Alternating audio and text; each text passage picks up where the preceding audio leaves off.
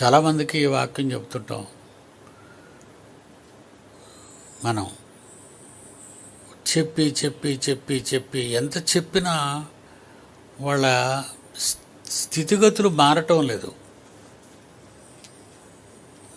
ఎంత చెప్పినా వాళ్ళ స్థితిగతులు మారటం లేదు. మనం బైబిల్లో ఇప్పుడు ఒక మాట చదువుకుంటాం. అవిశ్వాసులతో జోడిగా కలిసి ఉండకండి అన్నాడు దేవుడు. నమ్మకం లేని వారితో, దేవుణ్ణి నమ్మని వారితో కలిసి ఉండకండి. పౌలు గారు కొరింథీ పత్రిక 2వ పత్రికలో 6వ అధ్యాయం 14వ వచనంలో, కొరింథీ పత్రిక 2వ పత్రిక 6వ అధ్యాయం 14, మీరు అవిశ్వాసులతో జోడుగా ఉండకుడి. మీరు దేవుణ్ణి నమ్మని వారు, అవిశ్వాసులు అంటే దేవుణ్ణి నమ్మని వారు, వారితో జోడుగా ఉండకుడి. జోడి కట్టకండి, జత కట్టకండి, స్నేహం చేయకండి, బంధాలు కలుపుకోకండి. అవిశ్వాసులతో ఎప్పుడైనా నాకు సంబంధించిన వాళ్ళు ఎవరైనా హైందవులు నా దగ్గరికి రావటం మీరు ఎవరైనా చూసారా? నా బంధువులు చాలామంది ఇంచుమించు అందరూ హైందవులే, దేవుణ్ణి నమ్మని వారే. వాళ్ళు ఎప్పుడైనా నా దగ్గరికి రావటం కానీ, నాతో కలిసి భోజనం చేయటం కానీ, నాతో ఉండటం కానీ మీలో ఎవరైనా చూస్తున్నారా?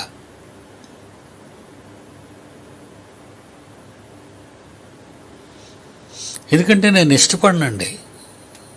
ఎందుకంటే ఇక్కడ రాయబడి ఉంది కదా, ఏమని? మీరు అవిశ్వాసులతో జోడుగా ఉండకూడదు. దేవునిని నమ్మని వారితో జోడీగా ఉండకండి. నీతికి దుర్నీతితో ఏమి సాంగత్యం, సంబంధం? వెలుగునకు చీకటితో ఏం పొత్తు? క్రీస్తునకు బెలియాలనే దేవతకి సంబంధం ఏంటి? అవిశ్వాసితో విశ్వాసికి పాలెక్కడిది?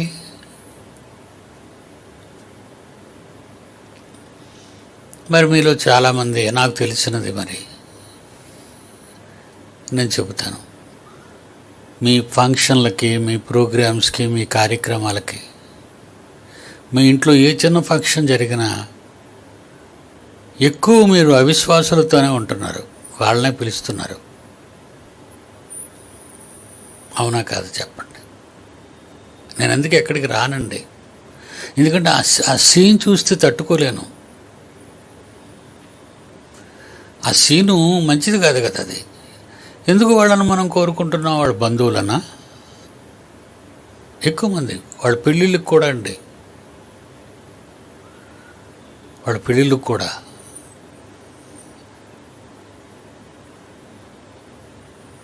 అవిశ్వాసుల్ని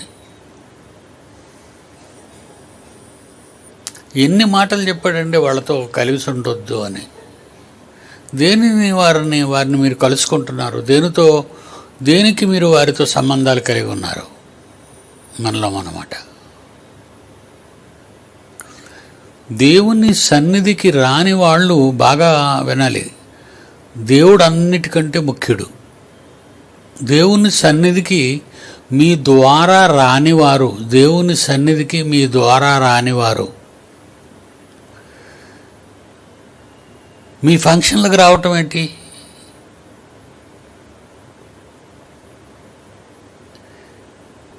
దేవుని దగ్గరికి పిలిచిన వారు రారండి, ఫంక్షన్ అయితే వస్తారని అని పిలుస్తున్నావా? నేను చాలా బాధపడుతుంటానండి. ఇవన్నీ మనసులోని, అది ఎప్పుడైనా బయటకు వస్తే చెప్తాను తప్ప. వాళ్ళందరూ అవిశ్వాసులే, వాళ్ళందరూ అవిశ్వాసులే. వాళ్ళతో నువ్వు జోడీగా ఉండొద్దు. ఎన్ని షరతులు రాశాడండి అక్కడ? మీరు అవిశ్వాసులతో జోడుగా ఉండకుడి. మీరు అవిశ్వాసులతో జత కట్టకండి. నీతికి దుర్నీతితో ఏమి నీతికి సాంగత్యము? దుర్నీతికి ఏమి సంబంధం? వెలుగునకు చీకటితో ఏమి వెలుగునకు పొత్తు? చీకటికి ఏమి సంబంధం? క్రీస్తునకు బెలియాలతో ఏమి క్రీస్తుకి సంబంధము? బలియాలనే దేవతకి ఏమి సంబంధం? అవిశ్వాసితో విశ్వాసికి అవిశ్వాసితో విశ్వాసాన్ని దేవుని నమ్మని వానితో దేవుని నమ్మిన వాడికి పాలెక్కడిది? ఏ పాలు పంపులు ఉన్నాయి వాళ్ళతోనే? దేవుని ఆలయమునకు విగ్రహములతో ఏమి పొందుట? దేవుని ఆలయానికి విగ్రహాలకి ఏమైనా సంబంధం ఉందా? ఇన్ని మాటలు దేవుడు అటు క్రొత్త నిబంధన కానీ ఇటు పాత నిబంధన కానీ దేవుడు రాయించిన ఈ రోజుకి క్రైస్తవులు అని మనం చెప్పుకుంటామా? మన ఫంక్షన్లో ఇంచుమించు 90% ఉన్నది వాళ్ళేనండి. చర్చ్ వాళ్ళు 10% ఉంటారు.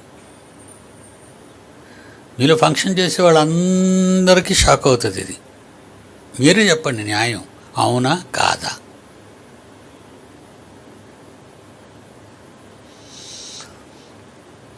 మరి మీరు ఎలా మారుతారు? మీకు ఏ వాక్యం చెప్తే మారుతారు?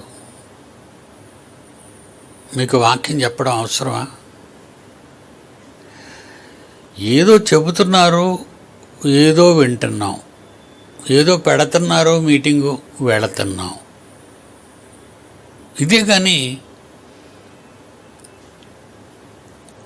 మేము ఎందుకు పిలిచామంటే అండి వాళ్ళు వాక్యం విని మారుతారేమో అని. అది పెడతా ఒకటి ఫిట్టింగు. అలా మారుతారా? నీ సొంత తోడబుట్టిన వాళ్ళే మారరు, నిన్ను కన్నవాళ్లే మారరు, నీ రక్త సంబంధులే మారరు. వాక్యం విని మారిపోతారని పిలిచావా వాళ్ళని? దేనికి పిలుస్తున్నారు మీరు? అంటే ఏదో దుర్లాభ అపేక్ష కనబడుతుంది ఇక్కడ.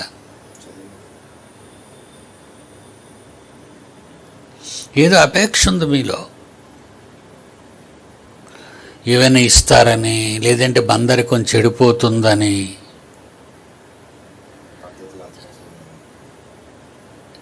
వాళ్ళని పిలవకపోతే ఏవైనా పద్ధతులు అతిక్రమించామని,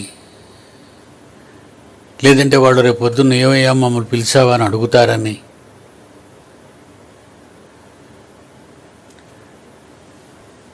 నేను అడుగుతాను, ఎంతమంది వచ్చారు ప్రార్థన కూటానికి? ప్రార్థనకు వచ్చిన వాళ్ళు 10 మందే, భోజనానికి వచ్చిన వాళ్ళు ఒక 600-700 ఉంటారు.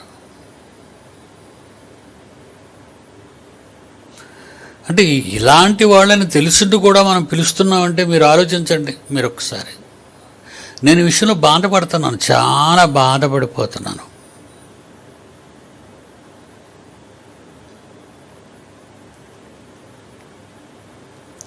ఏదో వాళ్ళు ఇచ్చే ఆ ముష్టి కానుకలకు ఏమైనా ఆశపడుతున్నావా? ముష్టి పడతారు వాళ్ళు, దానికి ఏమైనా కక్కుర్తి పడుతున్నావా? దేవుడు నీకేం తక్కువ చేయడే. ఆయన అడిగితే ఆయన ఏది నీకు తక్కువ చేయడే.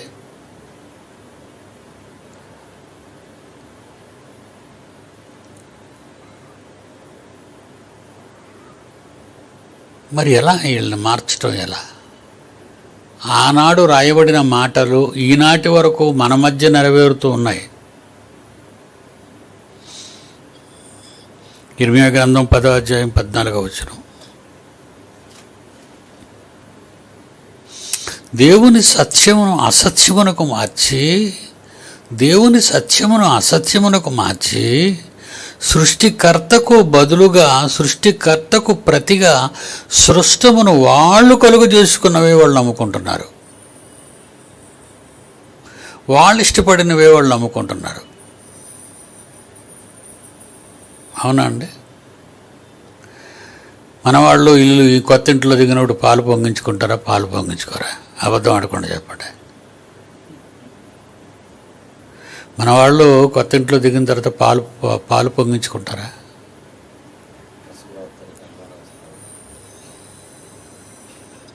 ఇంటికి వచ్చిన చుట్టాలకి పసుపు కానీ గంధం కానీ రాస్తుంటారా బొగ్గులకి?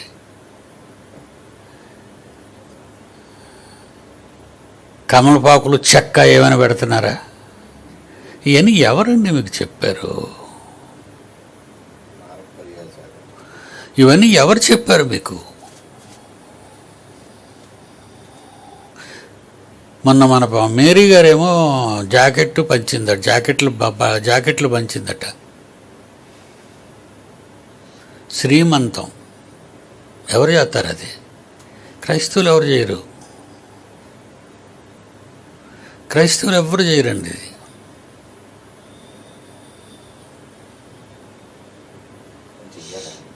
చెయ్యాలా శ్రీమంతం? గర్భం దేవుడిచ్చాడు, బహుమానం కడుపులో పెడితే ఆ బహుమానానికి దేవుని కొరకు ఏదో చేయవలసిన నీవు మనుష్యుల కొరకు ఏదేదో చేస్తున్నావంటే ఏమనుకోవాలి మిమ్మల్ని చెప్పండి. నాకు చాలా కోపం అండి ఇలాంటివి, చాలా కోపం. ఏంటి ఇక మీకు ఎవరు చెప్తే మీరు మారతారు? ఇక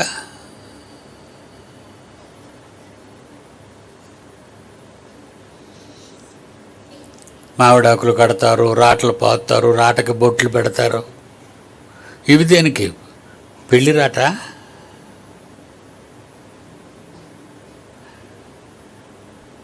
ఎవరిని వదులుకోరు. హైందవులైన బంధువులు, ఆత్మీయులు అనుకుని వాళ్ళందరినీ ఆహ్వానిస్తూ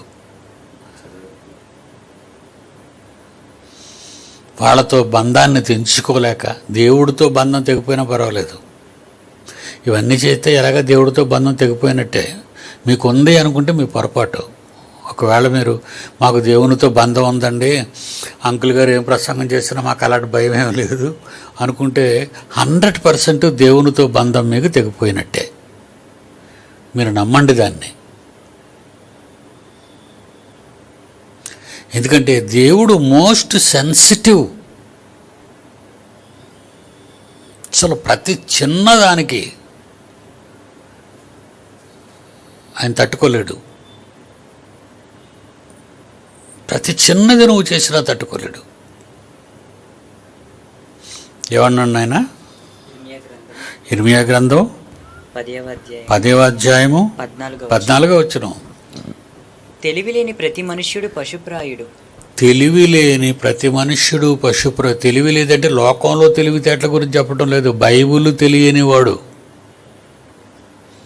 తెలివి లేనివాడంటే బైబిల్ తెలియనివాడు అని అర్థం. లోకంలో తెలివి లేనివాడు అనుకోకండి.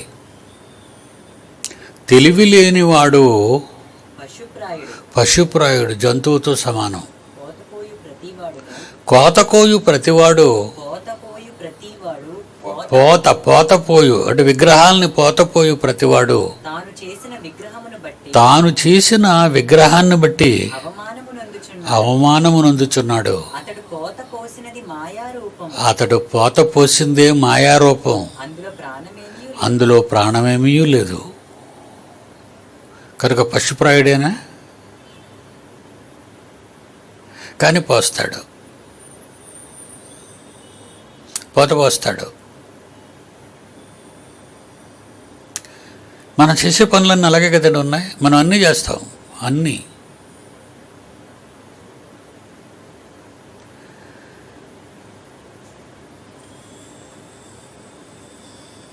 దేవుని పిల్లలారా, దేవునికి కష్టాన్ని కలిగించే ఏ పని మీరు చెయ్యకూడదరా. దేవుడికి చాలా కోపం. దేవుడేం పట్టించుకోడు అనుకుంటున్నారు మీరు. అమ్మో, నీవు కూర్చుండుట, నీవు లేచుట, నువ్వు నడచుట, నువ్వు మాట్లాడుట, రెక్కలు కట్టుకొని బూదిగంతాల వరకు ఎగిరినా నీతోనే ఉంటాను, నిన్నే చూస్తాను అన్నాడు.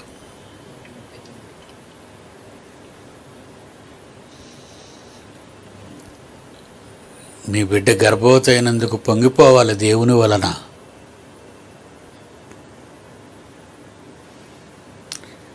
నీ బిడ్డ గర్భవతి అయినందుకు దేవునికి కృతజ్ఞతలు చెప్పు.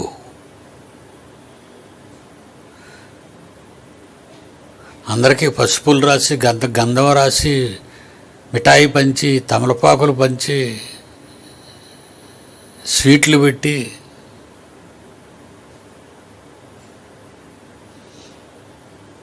ఎవరు చెప్పారు ఇవన్నీ? ఏ దేవుడు చెప్తే నేర్చుకున్నావు ఇవన్నీ? విగ్రహారాధకులు చేసే కార్యక్రమాలు అవి. విగ్రహాలను పోత పోసుకొని విగ్రహాలను పూజించేవారు. దానికి జీవం లేదని తెలుసు, తెలివి లేని వాళ్ళు, పశుప్రాయులు.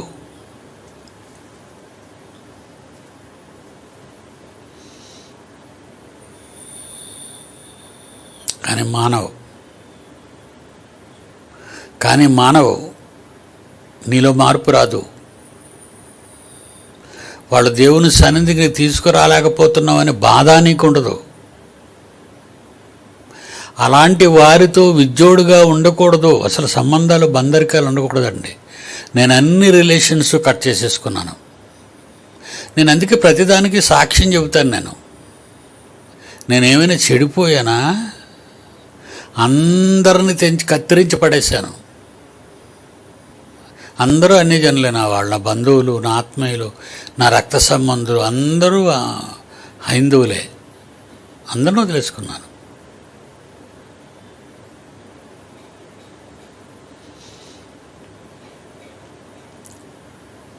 అందరినీ.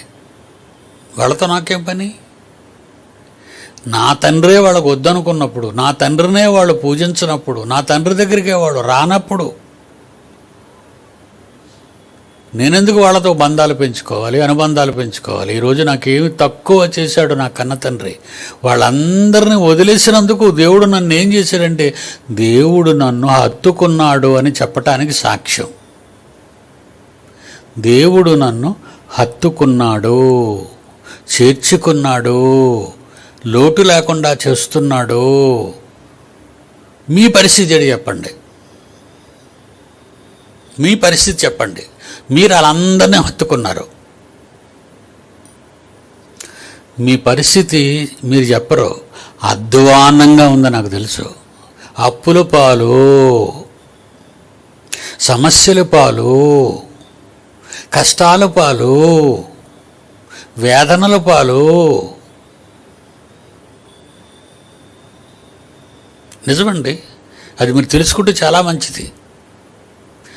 నా తండ్రిని విడిచిపెట్టిన వాళ్ళందరినీ, నా అనే వాళ్ళందరినీ విడిచిపెట్టేశాను నేను. మీరెవరు రావనవసరం లేదు నా దగ్గరికి.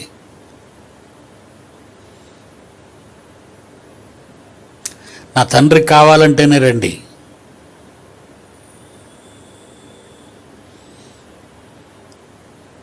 చాలామంది మీరు అది చేయగలరు, ఇది చేయగలరు, మీరు చేయండి, మీరు మాకు బంధువులే కదా, ఆత్మీయులే కదా, రక్త సంబంధులే కదా అన్నా సరే నేను ఎలాంటివి చేయను. నువ్వు దేవుణ్ణి స్వీకరించు, దేవుని సన్నిధిలో కొంతకాలం కనబడు. నీ మీద గురి కుదిరితే నువ్వు నమ్మకమైన దానవో నమ్మకమైన వాడవో అని నేను అనుకుంటే అప్పుడు నేను మీతో కలుస్తాను, మీకు సహాయపడగలను. అన్ని జనులతో నాకేం సాంగత్యం? బయల్జెబూలు దేవతకి యేసుక్రీస్తుతో ఏమి సంబంధం? దేవుని ఆలయానికి విగ్రహాలతో, పోతపోసిన విగ్రహాలతో ఏం పని? వెలుగునకు చీకటితో ఏమి సంబంధం? నీతికి దుర్నీతితో ఏమి సంబంధం?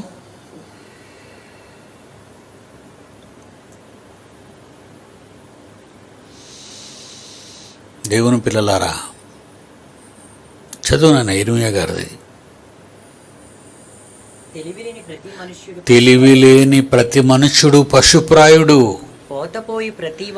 పోతపోసే ప్రతివాడు తాను చేసిన విగ్రహాన్ని బట్టి అవమానమునందుచున్నాడు. అతడు పోతపోసింది మాయారూపం, అందులో ప్రాణం లేదు.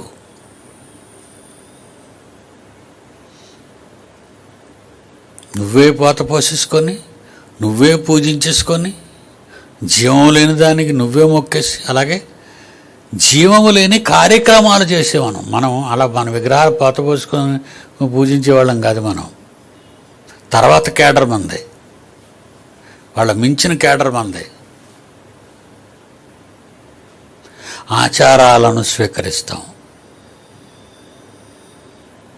వాళ్ళ ఆచారాలను స్వీకరించేవాళ్ళం మనం.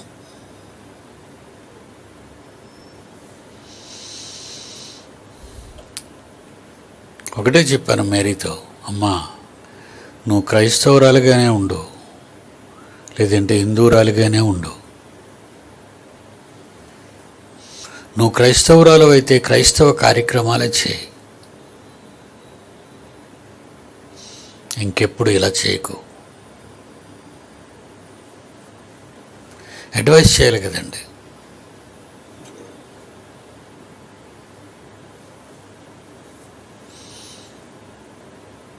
దేవుడు గర్భఫలం ఇస్తున్నందుకు అతన్ని వీడుకో, అతనికి వందనాలు చెప్పు, అతనికి థ్యాంక్స్ చెప్పు.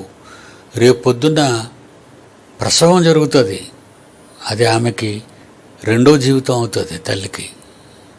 ఆ బిడ్డ జన్మించేటప్పుడు ఆమె సేఫ్గా ఉండాలని, బ్రతికుండాలని, పుట్టిన బిడ్డ ఆరోగ్యవంతుడుగా ఉండాలని, అంగవికలుడుగా రాకూడదని, మూగవాటిగానో చెవిటివానిగానో రాకూడదని, సంపూర్ణ ఆరోగ్యం కలిగినటువంటి అందమైన చక్కని బిడ్డ ఆమె గర్భవాసం నుండి రావాలని నీ కన్న తండ్రిని పూజించాలమ్మా.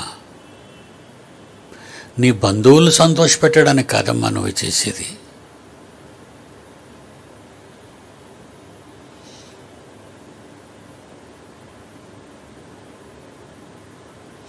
నాకు తెలుసు మీరు ఇక్కడ ఉన్నట్టు ఉంటారు కానీ అక్కడ అన్నీ చేస్తుంటారని చాలామంది గురించి నాకు తెలుసు. ఏ ఫంక్షన్ అయినా ఏదైనా మన దగ్గర ఉన్నట్టుగానే ఉంటారు, కానీ వాళ్ళు అనుకున్నవన్నీ చేస్తుంటారు. తప్పడరా. అపోస్తల కార్యాలు 17వ అధ్యాయం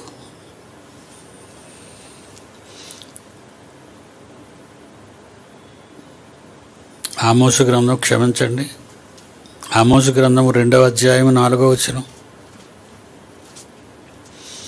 ఆమోసు గ్రంథము 2వ అధ్యాయము 4వ వచనము. యెహోవా సెలవిచ్చినది ఏమనగా, కన్న తండ్రి అయిన దేవుడు ఏమని సెలవిస్తున్నాడంటే, యోధా లెక్క పెడతాడు. చూడండి ఎన్నిసార్లు ద్రోహం చేశాడు, దోషాలు తప్పులు చేశారు. 3 సార్లు 4 సార్లు చేసిన దోషములను బట్టి నేను తప్పకుండా వారిని శిక్షించెదను. ఎందుకంటే వారు తమ పూర్వీకులు అనుసరించిన, తమ బంధువులు, ఆత్మీయులు, రక్త సంబంధులు అనుసరించిన అబద్ధములను చేపట్టి మోసపోయి దేవుని యొక్క దేవుని చట్టాన్ని, బైబిల్ని విడిచిపెట్టి ఆయన విధులను గైకొనక పోయిరి. వారి మీద అగ్ని వేసేదను. నమ్ముతారా దేవుడి మాటలు? ఉత్తరేనండి ఆయనే అగ్గేస్తాడు. మేము ఎన్నో ఇలాంటివి చేసాం, మా మీద అగ్గి పడలేదు. అగ్గిలో వేస్తాడు, అగ్గి మీద వేయడు. నిన్ను అగ్నిలో వేస్తాడు. ఆ రోజు తెలుస్తుంది మొత్తం అగ్ని ఎంత పడాలో నీకు అంత పడుతుంది. అక్కడ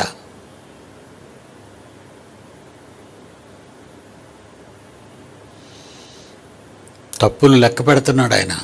నువ్వు ఎన్నిసార్లు చేస్తావు ఇలాంటివే? 3, 4, 5, 6. నా మీద ఏ అగ్గి పడలేదు అనుకుంటావు నువ్వు. భలేగా ఉన్నా, నేను బాగా ఉన్నానే అనుకుంటావు, బాగా ఉంటావు. శిక్ష ఒకసారి విధిస్తాడు ఆయన,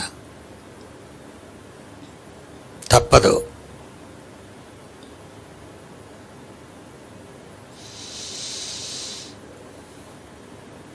ఏమన్నాడు ఆయన ఆమోసు గారితో?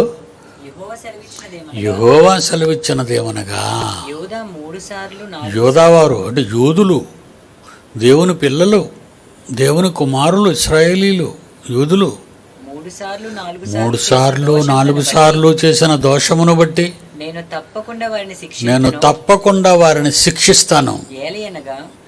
ఎలాగనగా వారు తమ పితరులు అనుసరించిన అబద్ధములను చేపట్టి మోసపోయి ధర్మశాస్త్రమును విసర్జించి నేనిచ్చిన వాక్యాన్ని విడిచిపెట్టి ఆయన రాయించిన విధులను గైకొనకపోయిరి. యోధా మీద నేను అగ్ని వేసేదను.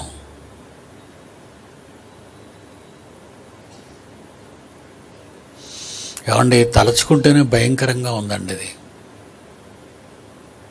తలుచుకుంటేనే భయం వేస్తుంది.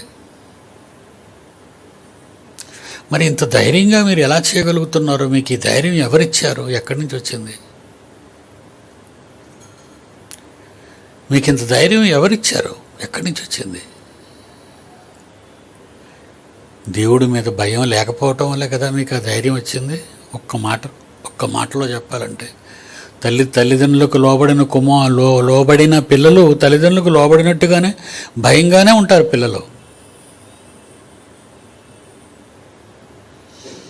మొన్న మన పిల్లలందరూ వచ్చారు, యవన బిడ్డలందరూ వచ్చారు. 1వ ఫ్లోర్లో వరండాల్లో కాశారు.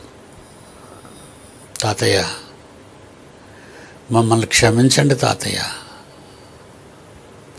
మా సెల్స్ మా అమ్మా నాన్నలకి ఇచ్చేస్తాం. మా సెల్స్ మా అమ్మా నాన్నలకి ఇచ్చేస్తాం. మీరు చెప్పినట్టుగానే ఉంటాం తాతయ్య.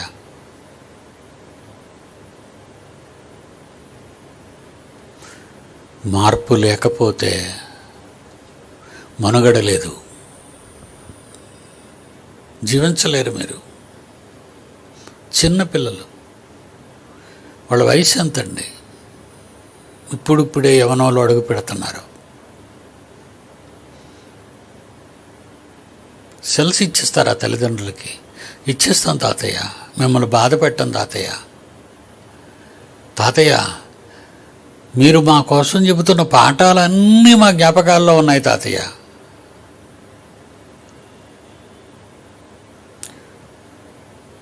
వాళ్ళు చదువుకుంటున్న కళాశాలలో పిల్లలు సినిమా గురించి మాట్లాడుకుంటే, నేను ఇప్పుడు వీళ్ళ మధ్యకి వెళితే మాటలు విన్న తర్వాత పిల్లాడు అంటున్నాడు, ఇప్పుడు ఈ మాటలు నేను విన్న తర్వాత వాళ్ళ దగ్గరికి వెళితే నన్ను కూడా సినిమాకు తీసుకెళ్ళిపోతారు అని ఆ గుంపులోకి వెళ్లకుండా తప్పించుకొని వెళ్ళిపోయాడట. మేము సినిమాలు మానేసాం తాతయ్య, మేము షికారులు మానేసాం తాతయ్య.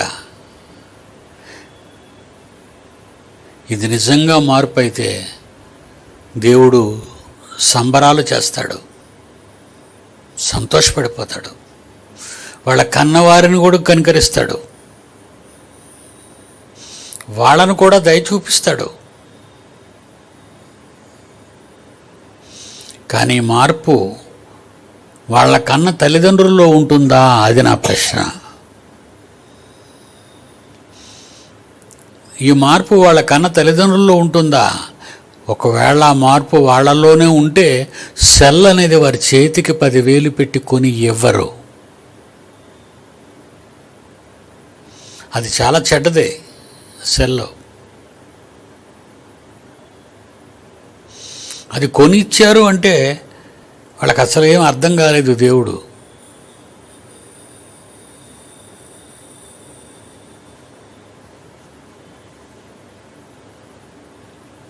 ఏమండి, పిల్లల వాళ్ళు మారాలనే కోరుకుంటున్నాను, అది శాశ్వతంగా ఉండాలని పిల్లల్ని కోరుకుంటున్నాను. మారకూడదు వాళ్ళకి. అమ్మా బాబుకి లేనిపోయిన మాటలు చెప్పి బయటికి వెళ్ళి స్విమ్మింగ్ పూల్స్, సినిమా హాళ్ళు, షికార్లు తిరుక్కొని వచ్చే పిల్లలు చూసారా ఎలా మార్పు వాళ్ళలో సంభవించిందో. మరి వాళ్ళలో మార్పు రాబట్టే వాళ్ళు వచ్చారు. చిన్నపిల్లలు కనుక తలదించుకొని వచ్చారు. పెద్దవాళ్ళు అయితే నేను ఇప్పుడు వెళ్ళి అలా చెప్తే నా పరువు, నా ప్రెస్టేజ్ ఏమవుతుంది అనుకుంటారు పెద్దోళ్ళు. మా ప్రెస్టేజ్, మేము పెద్దోళ్ళం అయిపోయాం. వద్దండి, అందరికంటే పెద్దవాడు మన కన్న తండ్రి దేవుడు. ఆయన గురించి ఆలోచించండి. ఆయన చూస్తున్నాడు మనల్ని. మనం ఎలా కనబడుతున్నాం ఆయనకి? సత్యమును అసత్యమునకు మార్చి సృష్టికర్తకు ప్రతిగా సృష్టమును పూజించి సేవించి ఆ సేవలలో ఉన్నామనే సంగతి దేవుడు తెలిసిపోయి చూస్తున్నాడు మనల్ని. మీరు చేసుకున్న వాటికి మీరు దాసులైపోతారా? మీరు చేసుకున్న వాటికి మీరు దాసులు. నేను చెప్పిన దానికి మీరు దాసులు కాలేరు. అంటే నన్ను పట్టించుకోరు మీరు. దేవుణ్ణంటూ ఒకడున్నానని, మీకు కాపుదలలో ఉన్నానని, మిమ్మల్ని అంటి పెట్టుకుని ఉంటున్నానని, మీరంటే పడి చచ్చిపోతున్నానని, నా కుమారుడు సుందర్రావు ఎంత చెప్పినా వినకుండా మీరు అలాగే ఉంటున్నారు. మార్పు రావటం లేదు మీలో.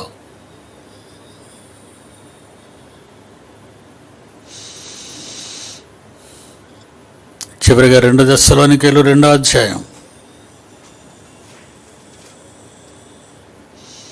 దెస్సలోనికి రాసిన 2వ పత్రిక 2వ అధ్యాయము 11-12 వచనాలు. ఇందుచేత సత్యమును నమ్మక 2 దెస్సలోనికీయులు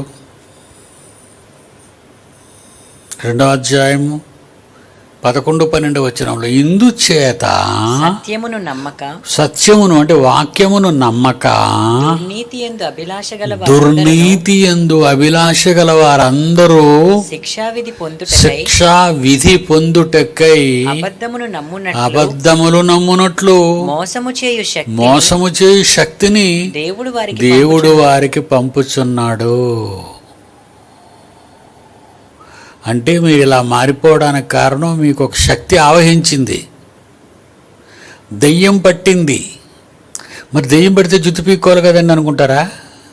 దెయ్యం పీకితే తలాడించాలనుకున్నారా? దెయ్యం పడితే కేకలేయాలనుకున్నారా?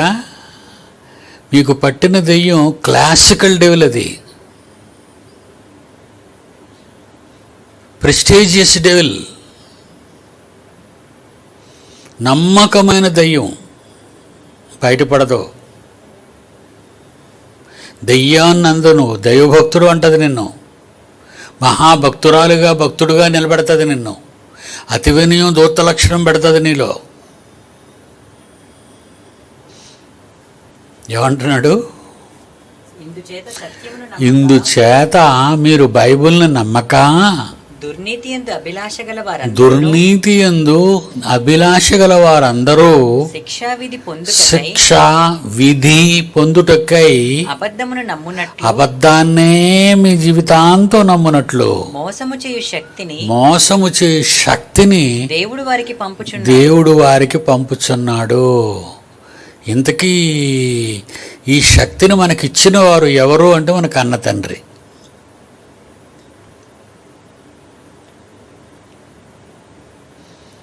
అదే కదండి. దేవుడే మనల్ని దయ్యానికి అప్పగించాడట. మనం అనుకుంటాం దేవునిలో ఉన్నాను, దేవునికి స్తోత్రం, దేవునికి స్తోత్రం, దేవునిలో ఉన్నాను, దేవునికి స్తోత్రం. ఎక్కడున్నావు దేవునిలో? నువ్వు ఉన్నాను అనుకుంటే అయిపోద్దా? నువ్వు ఉన్నాను అనుకుంటే ఉండే లక్షణాలు నీలో కనబడాలి మాకు.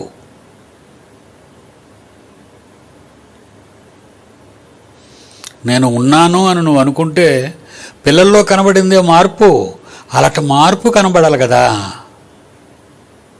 పిల్లలందరి గురించి బాధపడిపోయాను.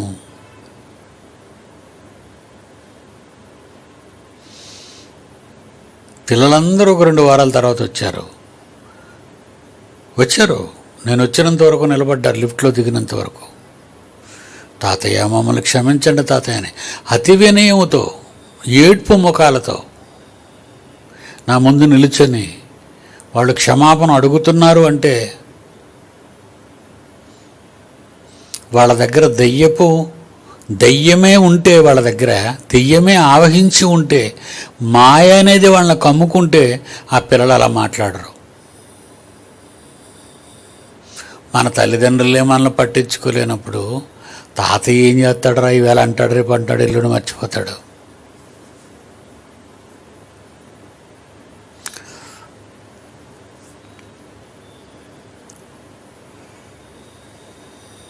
దేవుని పిల్లలారా, అట్టివారు సత్యమును అసత్యమునకు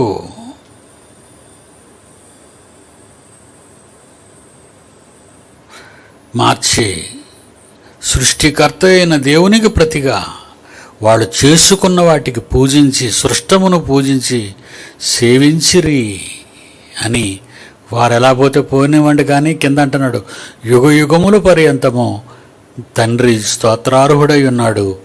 ఆమేన్. వాళ్ళు ఎలా పోతారో పోనివ్వండి, దెయ్యానికి అప్పచెప్పేశాను వాళ్ళని. అంతే కదండి.